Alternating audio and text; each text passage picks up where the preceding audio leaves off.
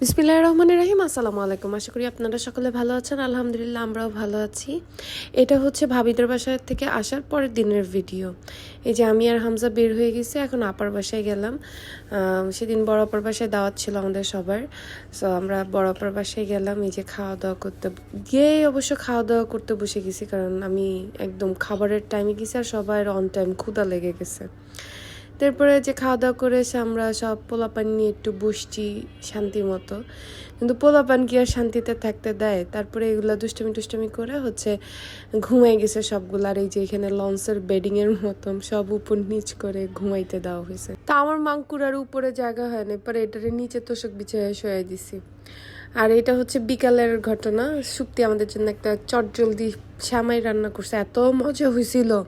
মানে নারিকেল দিলে সোনাই সোহাগা ছিল, ব্যাপারটা এরকম আর কি।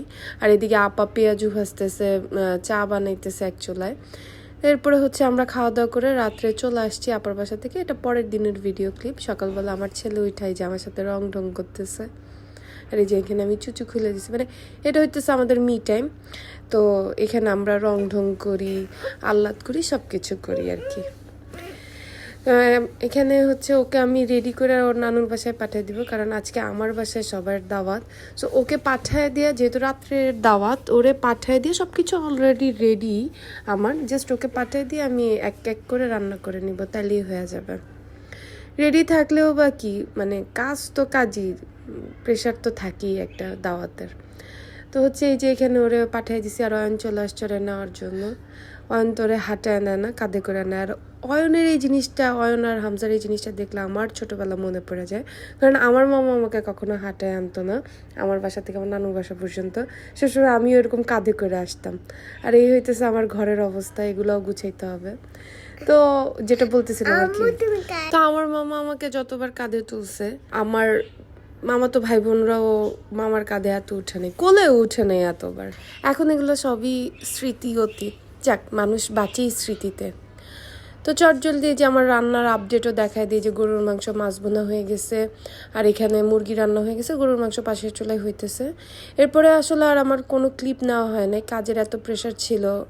বাবু অবশ্য ঘরটর গুছাই দিছে, ভাগ্যিস কাপড় চোপড় যা ছিল সব গুছাই দিছে, সেগুলোর ক্লিপ আর নেওয়া হয় নাই। এরপরে একবারে রাত্রে সবাই আসার পরে যে আবার ক্লিপ নেওয়া স্টার্ট করছি।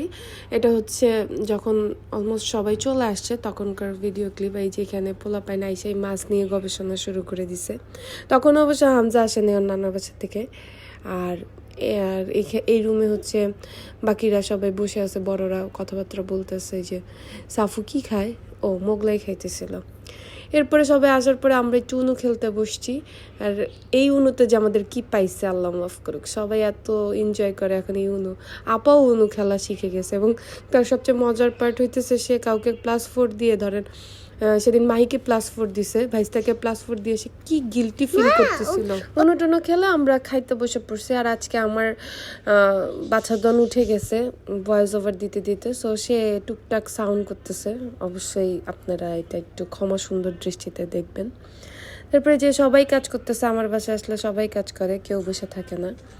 এরপর আমরা খাওয়া দাওয়া করে আবার উনু খেলতে বসছি, মানে পোলাপানরে সবগুলারে ঘুম পাড়ায় দিয়ে আন্ডা বাচ্চা এখন আমরা সবাই খেলতে বসছি। এরপরে এটা হচ্ছে রাত্রের 3:30টার চা বিরতি।